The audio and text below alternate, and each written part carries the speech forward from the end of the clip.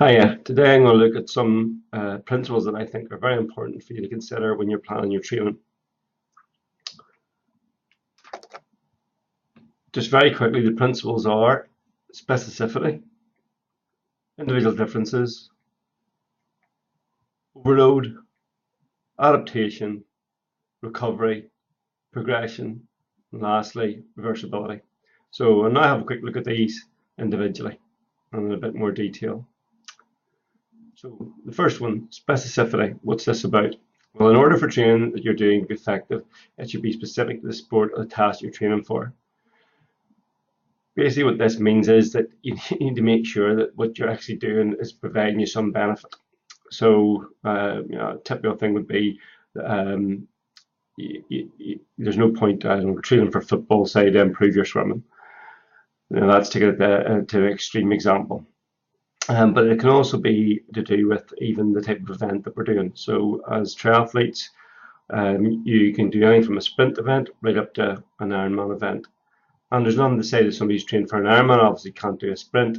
But if you flip that round, the sprint athlete, if all they've done is train for a sprint event, they're not really going to be able to complete an Ironman to any well, to any sort of their true ability or potential, because they just won't have the miles in the legs. Likewise, the Ironman might be able to do a sprint event, but he's not going to perform, or she's not going to perform as well as she could, or to her full potential, because she wouldn't be doing the speed work. So when it comes to specificity, we're thinking of things like the endurance element to the event, but also the speed element to the event, or the anaerobic element. We can also look at it then in terms of even things like movement types. So take swimming, for example. We could do a resistance program for swimming, but we need to look at what specific muscles we're using. So we're probably going to concentrate more on the upper body than on the lower body. We're also going to try to mimic the movement patterns in swimming. So something like a swim bench is used for real functional or specific sort of resistance training for swimming. So we need to think about movement. We need to think about the energy systems being used, the distance of the race. There's a whole load of stuff to make sure it's going to be specific to our event that we're training for. So you need to think specificity. Pick your event, pick your distance, and then think what you need to do to train specifically for that distance. Is it speed work? Is it endurance? What are the combinations? Obviously, it'll be the same for a bit of both for everything, but what's the combination of the two? What's the breakdown between the endurance side of training and the speed side of training, between something like an Ironman and something like a sprint event, and everything that comes in between? Next one's individual differences. Go to any race and look around you. There's different genders, there's different body shapes, there's different sizes, heights, everything else. So human race is made up of individuals, and any exercise or training should be geared towards the needs and ability of the individual. Now, if I think of our last principle there of specificity, we might have a group of people training for Ironman, and we might decide that the whole of the group needs to do the similar sort of training.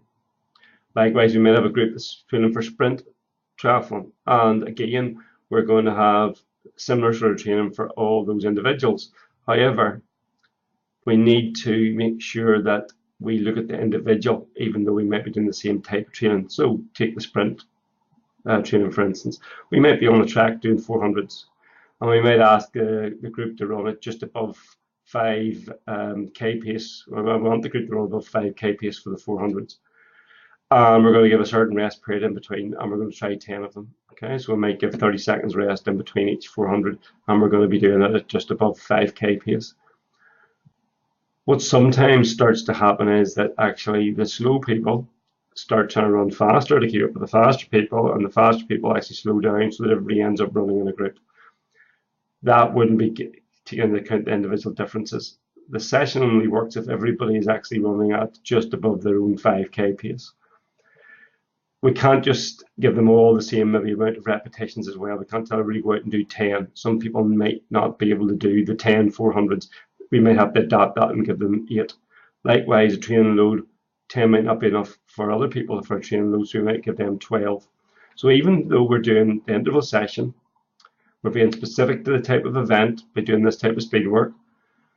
We might have to vary those things in terms of the intensity, in terms of the duration. Maybe we do Instead of doing 400s, we do slightly less or slightly more for some individuals. We maybe have to change the rest interval and give some people slightly more or slightly less, or we change the volume, the amount, so we end up doing less or more in terms of the number of intervals that we do. So we can't fit the same training session or the same training plan for every single person. There needs to be differences in that training plan to take into account, or that individual session to take into account that individual. So when you're looking at your training, you need to think of yourself and what you can and can't cope with, rather than just taking some bog standard training session off a website or out of a book.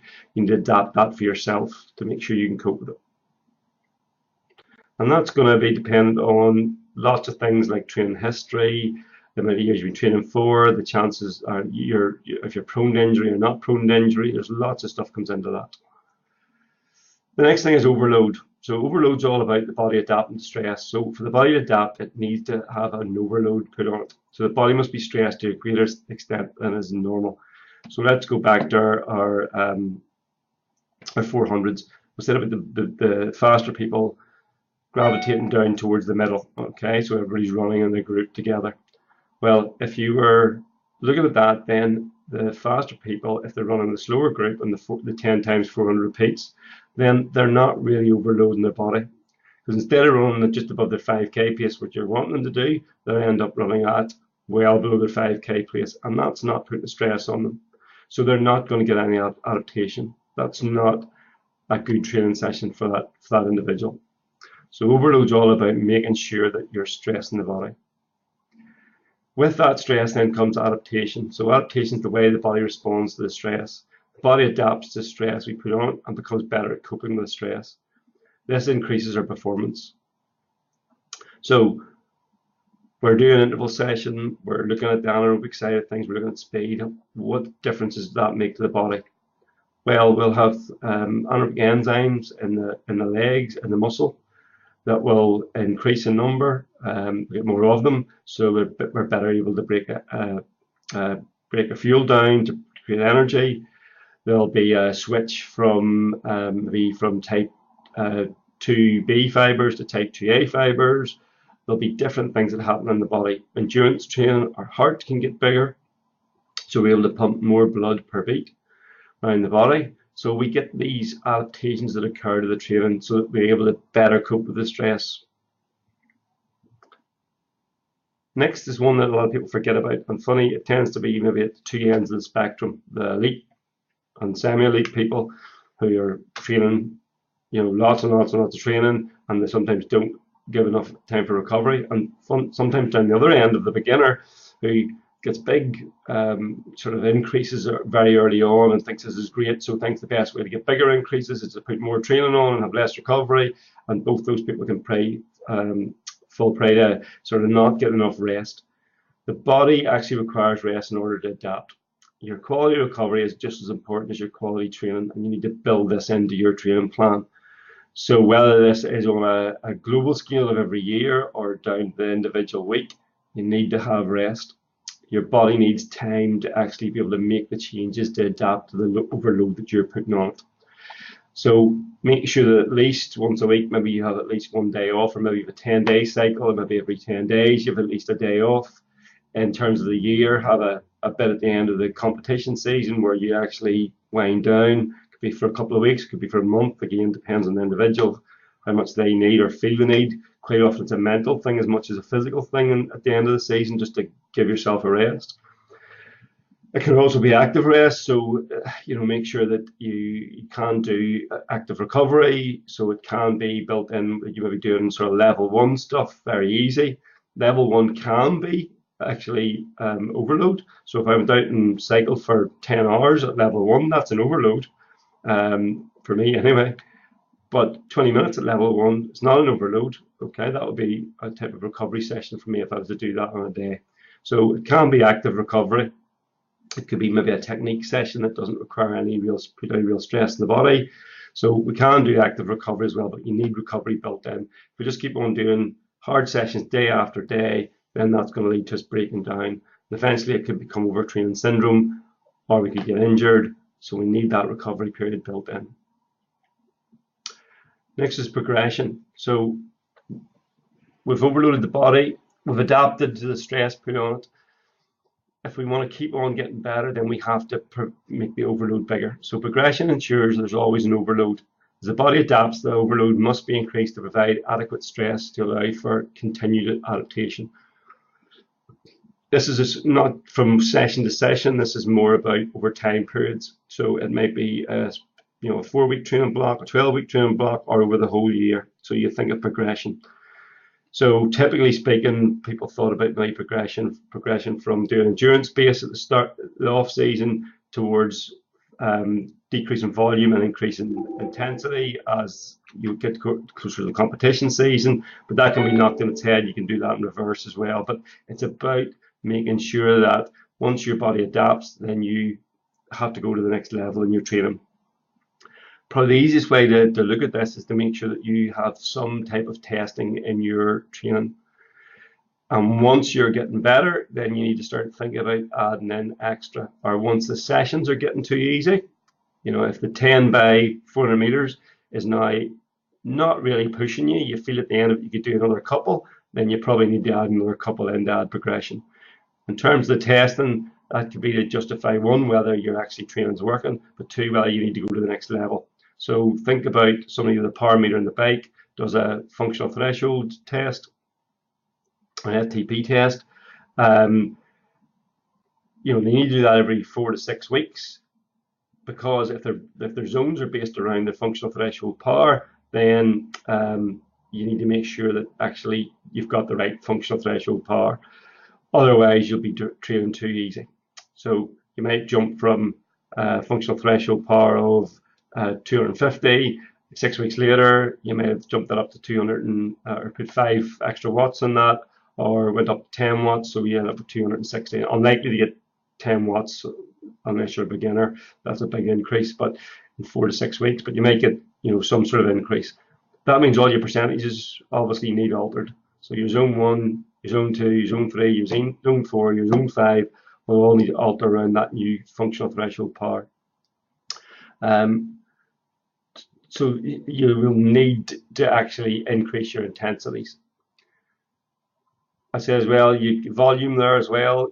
Over time, your body gets used to running at that pace for that amount of volume. So again, you might need to increase the volume or increase the pace depending on the type of training you're doing. But progression needs added in there. Next one's reversibility. Okay, reversibility is something that quite often we don't want. It's like adaptation in reverse.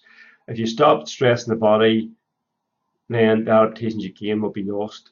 You don't lose these in a week or so, though. These take a while to go away.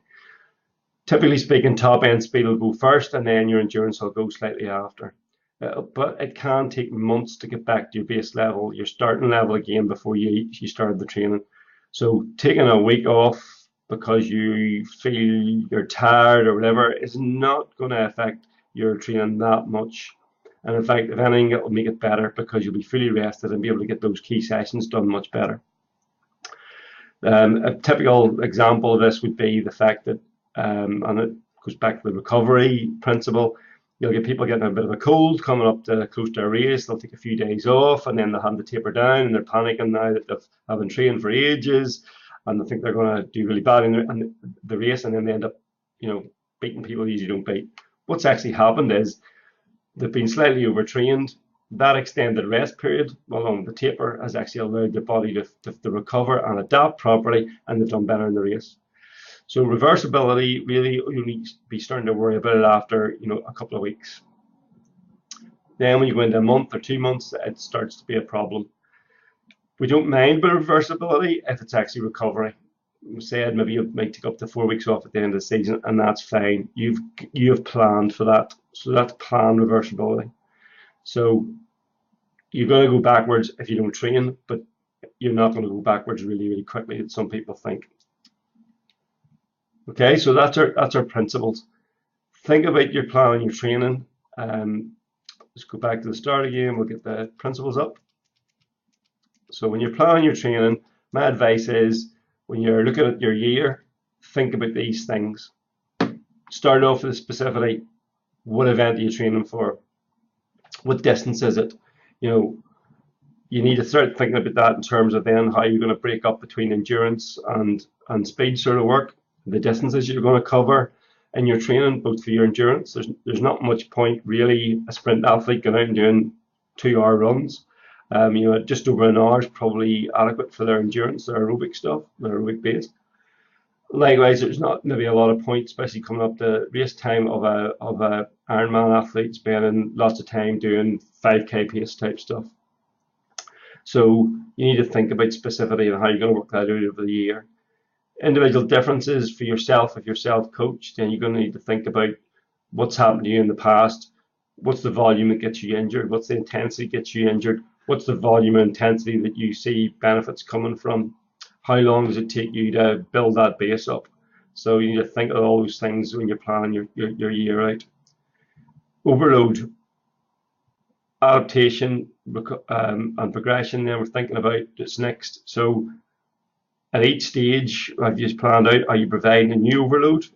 Are you progressing through the year? Are you seeing progression? So with training blocks, are the training blocks progressively getting harder through the year? Within the training blocks, are the weekly the weekly sort of what I would call microcycles, are they showing progression? Is there recovery built into those blocks, both during the blocks and maybe even at the end of the blocks, to allow you to go on to the next level? So you might see a lot of people doing 2 weeks build up and a week off, or even 3 weeks build up and a week off. With some older athletes, they might do a week hard, a week easy, a week hard, a week easy. But you've got an easy week built in every so often in a cycle. So is that in there? Is the recovery in there? Is the progression in there? And lastly, versatility is something you probably want to think about, but it will happen at the end of the season, which means you can't go straight back into the training that you were doing at the end of your competition phase after your 2 weeks of, or your 3 weeks, or your 4 weeks even of rest, because you're going to have reversed. So you can't go straight back in, or that'll lead to injury and problems. Okay, hopefully you find this useful, and I will be putting up some more videos in the future. Thanks.